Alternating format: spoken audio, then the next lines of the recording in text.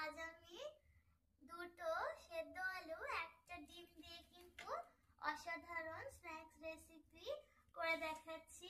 তো ভিডিওটা শেষ পর্যন্ত অবশ্যই থাকবেন। আলুটাকে আমি খোসাটাকে ছাড়িয়ে নিচ্ছি। খোসাগুলো ছাড়িয়ে নিয়েছি।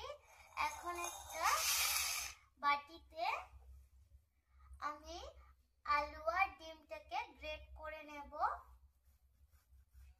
আপনারা চাইলে এটাকে ম্যাশ করে নিতে পারেন।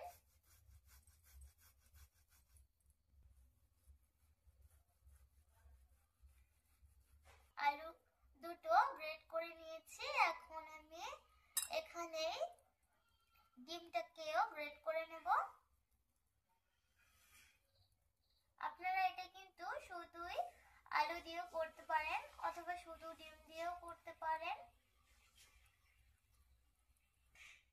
ম্যাশ করে নিয়েছি। এখন আমি এর মধ্যে পেঁয়াজ কুচি, ধনেপাতা কুচি এবং কাঁচা লঙ্কা কুচি দিয়ে দিচ্ছি। এটা বিকেলে চায়ের সঙ্গে জমে যায়। এখন আমি মশলাগুলো অ্যাড করছি। স্বাদ মতো নুন, একটু ধনে গুঁড়ো, সামান্য একটু জিরে গুঁড়ো, সামান্য একটু লঙ্কা গুঁড়ো, চাট মশলা। যেহেতু আমি চাট মশলা দিলাম যার জন্য কিন্তু আমি এখানে বিট নুন ইউজ করলাম না। আপনারা চাইলে কিন্তু বিট নুনটা দিয়ে দিতে পারেন। 1 চামচ কর্নফ্লাওয়ার দিলাম আমি এখানে। আপনাদের যদি কর্নফ্লাওয়ার না থাকে তাহলে এর পরিবর্তে কিন্তু আপনারা চালের গুঁড়ো, ময়দা অথবা আটা যে কোনো একটা দিতে পারেন। এই যে আমি এইভাবে করে মেখে নিয়েছি ভালো করে। এখন আমি চাকতিতে রেখে একটু ভালো করে গোল করে নেব। গোল করে একটু এইভাবে করে পাতলা করে নেব। নিয়ে কিন্তু কেটে নেব। একটু সমান করে নিচ্ছি।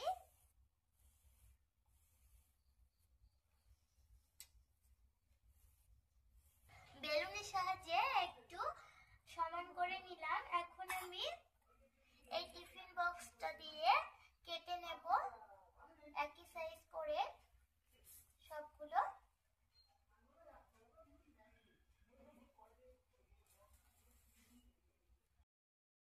সবগুলোতে একটু করে ডিজাইন করে নিলাম স্মাইল।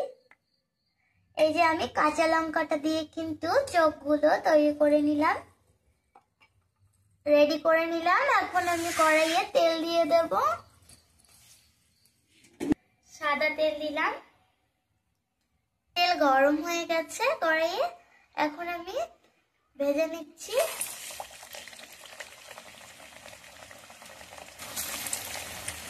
উল্টে পাল্টে ভেজে নেব। আমি কিন্তু লো মিডিয়াম আঁচেই ভাজছি, লাল লাল করে কিন্তু ভাজবো। লো মিডিয়াম আঁচেই ভাজলাম, তাহলে কিন্তু একদম পুরো ক্রিস্পি হবে ভাজাটা। লাল লাল করে ভাজা কিন্তু হয়ে গেছে। আমি নামিয়ে নিচ্ছি ভালো করে তেল ঝরিয়ে।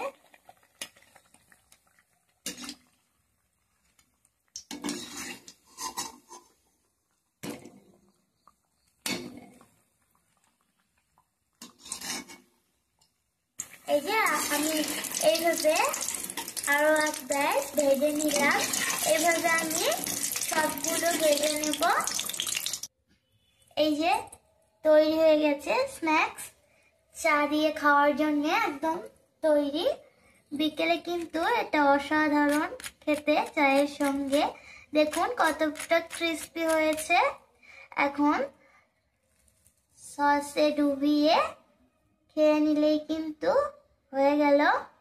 এটা কিন্তু অসাধারণ বন্ধুরা। আপনারাও কিন্তু অবশ্যই বাড়িতে ট্রাই করবেন আর আমাকে জানাবেন এটা কিরকম হয়েছে খেতে। তো আজকের এই সিম্পল রেসিপিটা যদি ভালো লেগে থাকে অবশ্যই একটা লাইক, আর চ্যানেলে নতুন হয়ে থাকলে চ্যানেলটিকে সাবস্ক্রাইব করে দেবেন, কমেন্ট করবেন। ভালো থাকবেন, সুস্থ থাকবেন সবাই। Bye bye.